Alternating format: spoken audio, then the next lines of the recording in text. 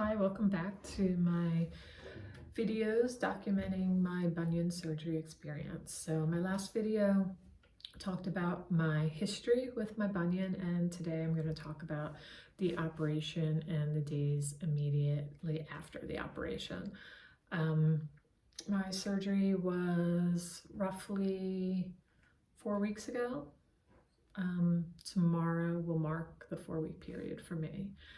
So let's talk a little bit about pre-surgery. So I had to schedule an appointment with my primary care physician for a clearance visit, and I didn't have to have an EKG. It was just basically a physical appointment, pretty basic, so no big deal there. Then I had to stop taking certain medications beforehand. If you're on blood thinner, which I wasn't, they make you stop that. They also make you stop fish oil. So I do take fish oil daily. So a week before, I had to eliminate that. And I don't remember what else was on that list. It wasn't a huge list. But yeah, just had to cut that out. Sorry, my hair looks horrible because, as you find out, there's no way you're taking a shower every day after you have the surgery. I'm normally a shower and wash my hair every day person, and that is not happening right now. It's every other day at this point, and it was every 4 days during the first 2 weeks after the surgery. That was really gross, and that was really a challenge to deal with that. But anyway, we'll get to that a little bit later. But what else did I have to do pre-op? They prescribed my prescriptions to me a week in advance, and that was great. I've heard so many cases where people are like, oh, and on the way back from the surgery we stopped to pick up my prescriptions, and I'm like, what? Like, that blows my mind, because pharmacies are often out of things, and I would be so paranoid that the CVS in my neighborhood would just happen to be out, of the narcotics I need to manage, this pain. And I did go back to my CVS at one point for something, and they were out of the narcotics, because they prescribed me like my narcotics in 2 phases. And the second phase, there were some issues with. So please get those pain medications before your surgery and not on the way home from your surgery. You do not want to be without those. So took care of that. I was really, really concerned about the pain. I was really concerned about any nausea I might experience, because most pain medications, will make me nauseous. And if you're vomiting up your pain medication, it's not helping much. So I was really stressed about that. They prescribed Vicodin with Tylenol to me, and I also asked for a anti-nausea medication. And I also asked for tramadol, which is another type of pain medication. I'm not clear on if it's considered an opioid or not. It behaves a little, I think it is, but it just behaves a little differently. It's classified differently because it's not habit forming, or so they say. So my doctor gave me an extra week of that because I was really worried that I was going to run out of the pain medication. I still have plenty of pain medication left. I didn't, use nearly as much as I, demanded I have at the time of the surgery. So anyway, get those meds in advance so you just have that peace of mind. My surgery was with a podiatrist. I've since learned that you can have the surgery with an orthopedic surgeon. I wasn't aware of that. I didn't look into that. Honestly, I only met with one podiatrist. A neighbor had bunion surgery several years ago, like maybe 3 or 4 years ago, and had a great experience. So I just asked for a referral to her doctor and met with him, liked him a lot. He resolved my plantar fasciitis for me. I had probably 3 appointments with him about that, and also talking about my bunion, and I just felt really comfortable with him, and it's been a good experience so far, and hopefully nothing changes with that. So surgery at a surgery center. Nothing really to say about that experience. I thought it was fine having it at a surgery center. I felt safe, and they took good care of me there. I was pretty much in and out within a total of, I think it was 4 hours. They dealt with my nausea, so when I'm put under with anesthesia, that makes me very nauseous. I spoke to the anesthesiologist about that, and he took care of it, and I didn't have any problems. I felt fine when I woke up. So they give you a nerve block in your foot, and that manages the pain completely for some time. So when you come out of surgery, you don't feel anything, and you won't for hours after.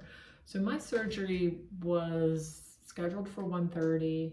I was home by 5 o'clock, and my nerve block started wearing off at 11 p.m.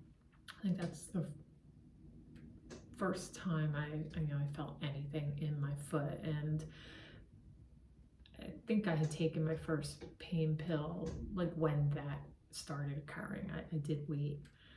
So I've heard stories of people where the nerve block can last up to 48 hours, so that would be nice, but that didn't happen for me, and I don't know what those factors are.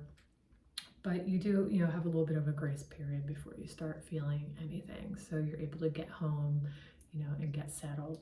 The other thing is I spent the day before my surgery and also the morning, because my surgery was in the afternoon, I spent that morning just, getting my house set up and making sure everything was clean. I set myself up on the sofa in my living room, set up a little table, a lamp that I could easily reach. I set up everything I could possibly need on my coffee table. Have my crutches, my knee scooter there.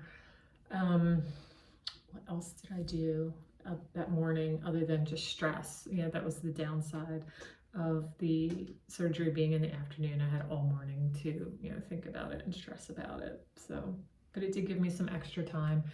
I didn't want to set everything up before I absolutely had to. I just didn't want to disrupt my house. I knew that my life is going to be disrupted from the surgery for some time, and I wanted to make that period as short as possible.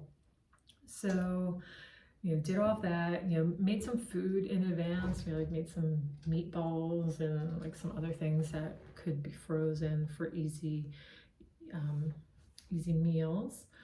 So anyway, I came home from the surgery center, got myself set up on the sofa. Basically, I just laid around with my foot elevated. That elevation is really important. Also put ice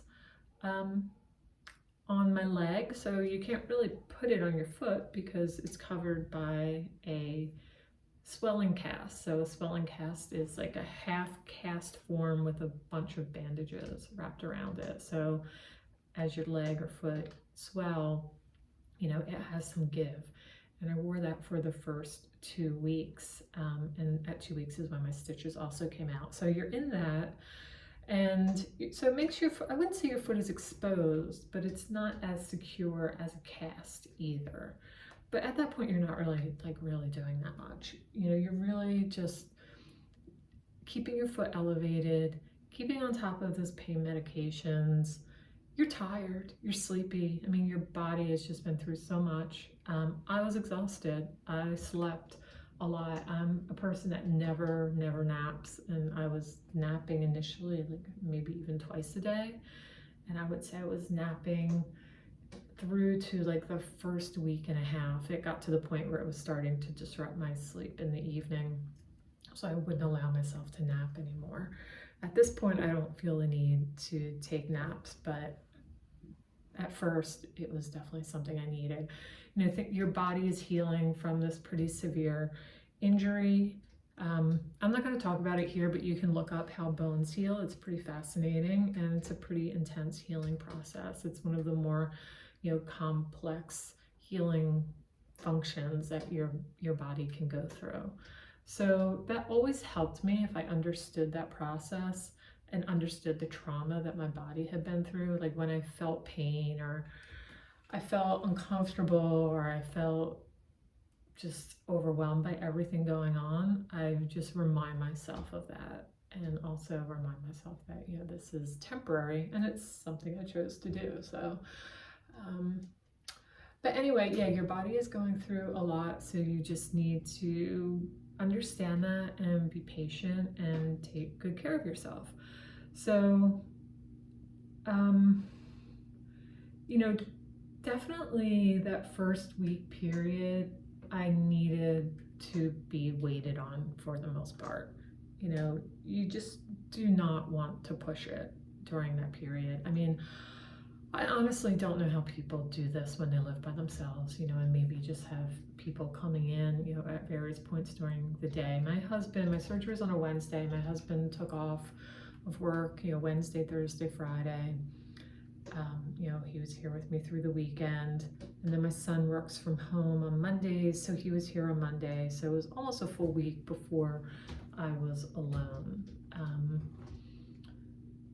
Because again, your job at this point is keeping that foot up and keeping it iced. So you just put that ice pack on the back of your knee, since, you know, that coldness isn't going to make it really through the cast.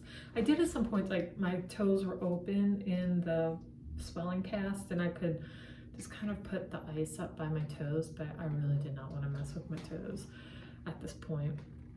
So a lot of tingling and numbing sensation during this period, and for me it was difficult to know what was normal and what I should be concerned about, because if you read most information, it says that if you feel tingling and numbness, then you should call your doctor. But like, I always felt tingling and numbness, so I don't know, I never called my doctor.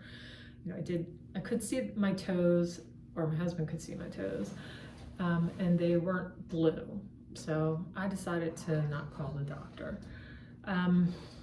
One thing that surprised me is where I had pain on my foot. So again, I only had the bunion on my right foot operated on, but most of the pain was actually on the other side of my foot. I did ask my doctor about that, and my understanding is that, you know, your foot can be a little bit manhandled during the surgery, and it's just kind of rough overall on your entire foot, and maybe that side's more like, I don't know what's going on with that, but like most of the pain was actually on the side of my small toe, not on my bunion side. I would say on the bunion side, the part that I had like not great sensation in, and still due to some very, very small degree today, is the part where they shave the bunion down.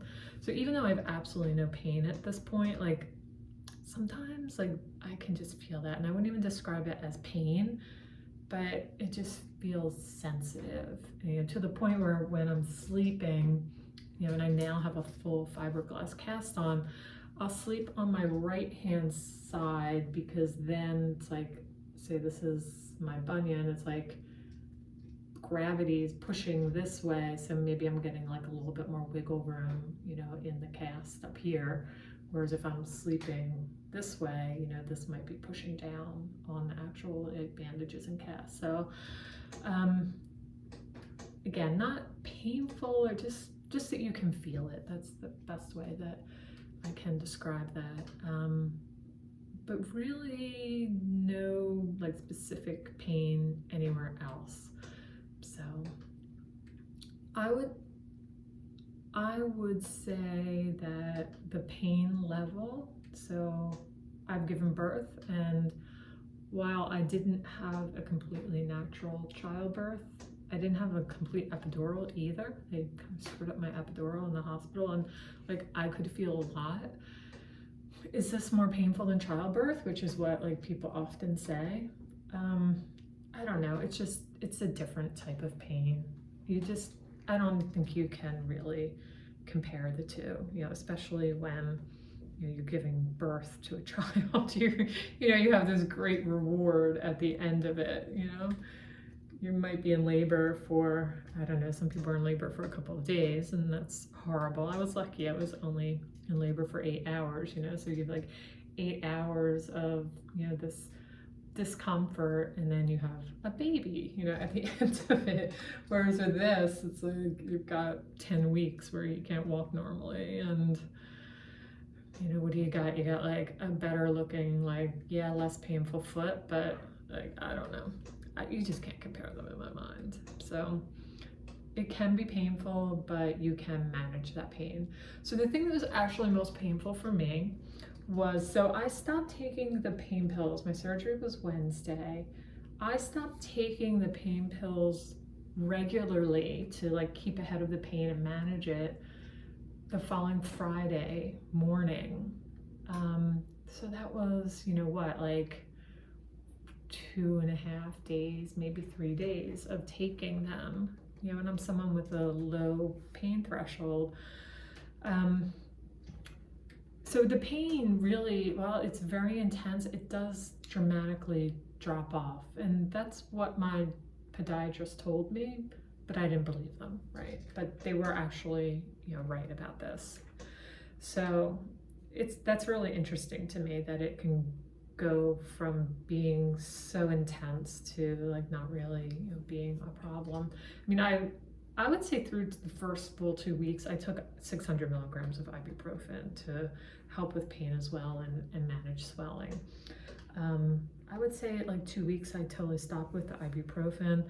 I did take some pain pills randomly over various points, like after like that initial, you know, intense pain went away. And that was because I would, and this only happened when I was falling asleep or asleep, I would get these intense like spasms in my legs. Like my whole leg would like literally just like twitch, and it would just travel down my leg into my foot, and that hurt. That was just like this sharp, stabbing, intense pain, and that would happen sometimes a few times in the evening.